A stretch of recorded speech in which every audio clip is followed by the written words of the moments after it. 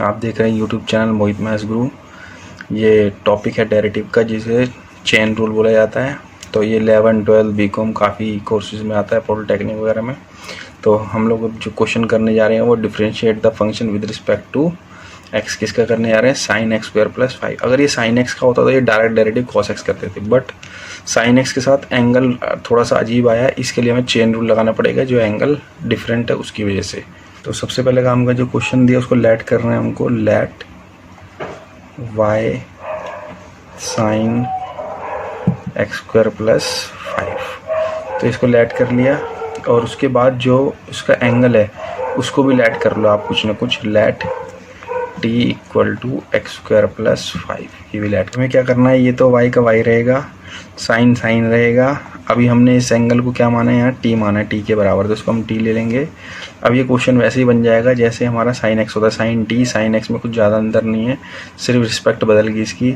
अब इसका हम डेरिवेटिव आसानी से कर सकते हैं जैसे आपको आता है। तो वाई का जब डेरिवेटिव करेंगे तो लिखा जाएगा डी वाई, किस भी रिस्पेक्ट में हो रहा है टी की, तो नीचे यहाँ D Y by D T आएगा, टी की रिस्पेक्ट में। पहले एक्स की रिस्पेक्ट में होता था, साइन एक्स था तो यहाँ एक्स आता था, तो यहाँ टी के है तो टी से टी आएगा, डी टी बन जाएगा। तो साइन टी का डेरिवेटिव क्या होगा? Cos T. डेरिवेटिव हमने इसका बदल दिया, साइन का हुआ है, एंगल का नहीं हुआ भाई, अभी एंगल का हम अलग से करने वाले हैं। तो यहाँ कॉस टी की वैल्यू जो आई थी वो वापसी कर दो, डेरिवेटिव करने के बाद वापसी चेंज करनी, जिस फॉर्म में था क्वेश्चन उसी फॉर्म में छोड़ना है। तो ये आपका D Y by D T निकल गया कॉस एक्स स्क्वायर प्लस 5। फिर टी का भी करना पड़ेगा जो आपने अलग से ऐड किया, D T by D X. T का डेरिवेटिव तो डी टी बन गया, किसके रिस्पेक्ट में? एक्स, तो डी एक्स बन गया। एक्स स्क्वायर का डेरिवेटिव क्या होता था? 2x, ऊपर पावर 1 कर देते हैं, कम होती है तो लिखने की जरूरत नहीं होती। जिसके साथ x नहीं होता उसका डेरिवेटिव 0 कांस्टेंट, 2x आ गया। इसको सोल्व करने पे 2x। अब हमें क्वेश्चन में y का डेरिवेटिव किसके रिस्पेक्ट में चाहिए था? x की, मतलब D Y by D X चाहिए था। बट हमने अभी डेरिवेटिव जो किया है y की रिस्पेक्ट, y का डेरिवेटिव t की रिस्पेक्ट में और t का डेरिवेटिव x की रिस्पेक्ट में, तो अलग अलग है। हमें चाहिए डी वाई डी एक्स। उसको बनाने के लिए चेन रूल बनता है जिसको बोलते हैं D Y by D X, और ये वाली वैल्यू जो दी थी पहले वाली डेरिवेटिव की, D Y by D T into D T by D x.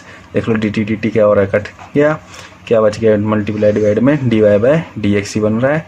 तो इसी को हम क्या बोलते हैं? Chain rule. यही हमारा क्या है? Chain rule. ठीक है, तो हमें क्या करना है, काटना नहीं है, इन दोनों की वैल्यू पुट करनी जो आई थी, तभी डिवाइड एक्स बन जाएगा। तो डी वाई डी टी की वैल्यू आई थी cos x square plus 5 into कितना आया था? 2x। तो ये इसका आंसर आ गया 2x, पहले लिख दो, कॉस एक्स स्क्वायर प्लस 5। तो हम चाहते तो इसको डायरेक्ट कर सकते थे, बट पहले हमें पता होना चाहिए फर्स्ट प्रिंसिपल रूल में मल्टीप्लाई क्यों होता है, इसका कारण पता होना चाहिए। तो चेन रूल का ये कारण जरूरी है पता होना कि ये दोनों मल्टीप्लाई ही क्यों होते हैं, क्योंकि ये जब मल्टीप्लाई करेंगे तभी डिवाइड एक्स बनेगा। ये d Y by D x answer आ गया। अब हम इसको डायरेक्ट करते हैं यहीं से ही, जैसे y का डेरिवेटिव करना है और साइन एक्स स्क्वायर प्लस 5 है, तो पहले साइन का कर लो। साइन का डेरिवेटिव कितना आया? कॉस। फिर उसके बाद एंगल चेंज नहीं करना है, एंगल ऐसे ही रहेगा। फिर एंगल का अलग से करना है, एक्स स्क्वायर का 2x और 5 का 0, तो ये आंसर बन जाएगा। अगर हम इसका डेरिवेटिव डायरेक्ट करना चाहते हैं तो उसको प्रोसेस समझ लो। y का D Y by D X, derivative of D by D X लिख करके साइन एक्स स्क्वायर प्लस 5, और फिर इंटू कर दो D by D x of x square plus 5। तो क्या करना है, साइन का लेना है, एंगल ऐसे ही रख देना है, डी बाई डी एक्स लिखना है, फिर एंगल का लेना अलग से।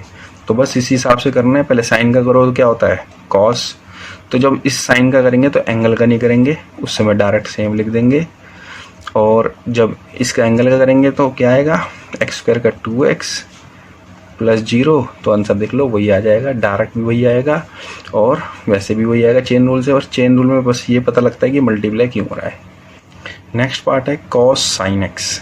तो अब हम यहाँ पे चेन रूल क्यों लगा रहे हैं, ये समझने वाली बात है। अगर ये क्वेश्चन ऐसा आता आपके सामने, cos x into sine X, तो यहाँ लगता प्रोडक्ट रूल। ये दो अलग अलग पार्ट हैं, कॉस एक्स और साइन एक्स दो अलग पार्ट हैं। ये है कॉस का एंगल साइन एक्स।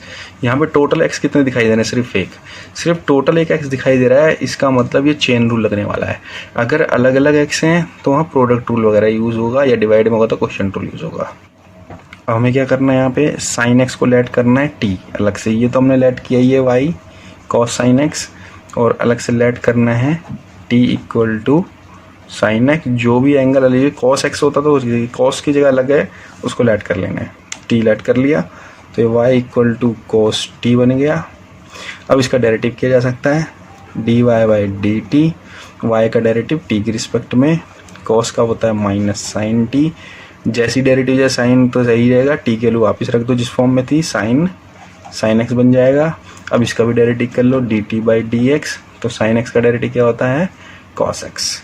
तो इसके बाद इन दोनों को मल्टीप्लाई कर देते हैं, D Y by D X equal to D Y by D T into D T by D X. काटना नहीं है, इन दोनों की वैल्यू पुट करनी है हमको। D Y by D T की वैल्यू आई थी minus sine X into cos X, तो ये इसका आंसर आ जाएगा। इसको आगे लिख सकते हो कॉस एक्स को, तो ये हो जाएगा minus cos X sine bracket sine X. तो डायरेक्ट भी यही आता, अगर डायरेक्ट करते तो कॉस का बाद माइनस साइन, एंगल ऐसे ही रहता, उसके बाद साइन एंगल करते तो उसका कॉस एक्स आ जाता। नेक्स्ट क्वेश्चन है, differentiate the following with respect to X, X के रिस्पेक्ट में डेरिवेटिव करना है लॉग एक्स का। लॉग में भी एंगल देखो लॉग एक्स आया हुआ है, तो इसके लिए फिर से चेन रूल लगने वाला है, एंगल है तो let y equal to log X, लॉग के एंगल में अजीब सी वैल्यू आई है, उसको लेट कर लेना है, t equal to log X, तो ये लॉग t बन जाएगा यहाँ पे, इसको हमने t माना यहाँ पे, log t y, log t का derivative d Y by D T, y t की रिस्पेक्ट नीचे, लॉग टी का 1 बाई टी, अब टी के लो वापिस पुट कर दी जिस फॉर्म में आए थे, 1 बाय लॉग एक्स, और लॉग एक्स का अब टी का डेरिवेटिव किया जाएगा D T by D x, log x का होता है 1 बाय एक्स, दोनों डेरिवेटिव निकल चुके, मल्टीप्लाई करते हैं चेन रूल से, D Y by D X D Y by D T into D T by D x, तो डी बाई डी टी के लिए आई थी 1 by log X into 1 by X, दोनों को मल्टीप्लाई कर दो एक साथ, एक्स लॉग एक्स बन जाएगा, तो आंसर आ जाएगा 1 by x log x. Second part है कॉस लॉग ए की और एक्स। तो लेट सबसे पहले कॉस के लिए ये पूरा एंगल लेट होगा, टी इक्वल टू लॉग ई की पावर एक्स, अभी लॉग के लिए ये एंगल है तो इसको भी लेट करेंगे, लेट m इक्वल टू ई की पावर एक्स। तो हम लोगों ने 3 बार लेट कर लिया, सबसे पहले इसको लेट वाले को कन्वर्ट करो कॉस, इसको हमने पूरे को क्या माना t, इसके बाद इसको भी t लॉग, इसको हमने क्या माना m, तो पहले कन्वर्ट करना है फिर डेरिवेटिव करना है सबका। इसके बाद डेरिवेटिव करते हैं, y का dy बाय dt, कॉस का होता है माइनस साइन टी, डेरिवेटिव करने वाली वैल्यू वापस रखनी पड़ती है जो पुट करी थी, साइन टी की वैल्यू क्या थी लॉग ई की पावर एक्स, उसका इसका करेंगे d T by d m, t का डेरिवेटिव एम के रिस्पेक्ट में तो नीचे एम आएगा, लॉग एक्स का होता है 1 अपॉन एक्स, तो लॉग एम का 1 अपॉन एम आ जाएगा, एम की वैल्यू वापस पुट कर दो जिस फॉर्म में थी ई की पावर एक्स, फिर इसका भी करते हैं एम का d m by D x, e की पावर एक्स का डेरिवेटिव ई की पावर एक्स होता है, ठीक है। इसके बाद तीनों को मल्टीप्लाई करना पड़ेगा, चेन रूल बोलते हैं इसको, डी वाई बाय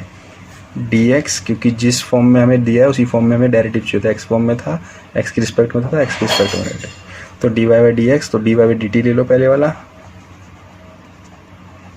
फिर d T by d m, फिर d m by D x multiply में।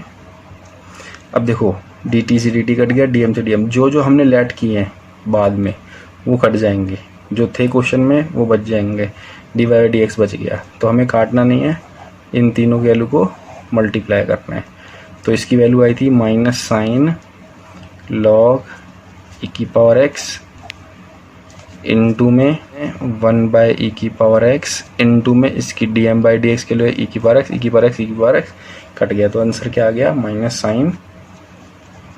साइन लॉग ई की पावर एक्स अपना आंसर आ जाएगा। अभी क्वेश्चन डिफरेंशिएट करना है हमें विद रिस्पेक्ट टू एक्स, किसका ई की पावर एक्स क्यूब, ई एक्स का तो करा है, ये 2x करा है, ई की पावर में ऐसा नहीं दिखा हमने, तो उसके लिए फिर से चेन रूल लगाना है, लेट वाई ई एक्स की क्यूब, और इसकी पावर को क्या कर लेंगे अलग से लेट कर लेंगे, let T equal to x की क्यूब।